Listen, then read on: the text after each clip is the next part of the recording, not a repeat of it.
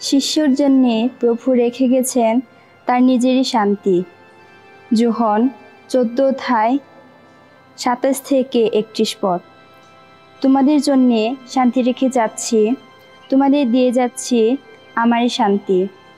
অবশ্য এই সংসারে যেভাবে শান্তি দেই সেইভাবে আমি তোমাদের তা দিয়ে যাচ্ছি না। তোমাদের হৃদয় যেন বিচলিত না হয়, যেন শঙ্কিত না হয়। তোমরা শুনেছ আমি তোমাদের বলেছি, আমি এখন চলে যাচ্ছি, কিন্তু আবার তোমাদের কাছে ফিরে আসব। তোমরা যদি আমাকে ভালোবাসতে, তাহলে আমি যে পিতার কাছে চলে যাচ্ছি এই কথা শুনে তোমরা আনন্দই পেতে, কারণ পিতা আমার চেয়ে মহান। আমি এখনই তা ঘটবার আগেই কথাটা তোমাদের বলে রাখলাম, যাতে তা যখন ঘটবে তখন তোমাদের অন্তরে বিশ্বাস যেন জেগে ওঠে।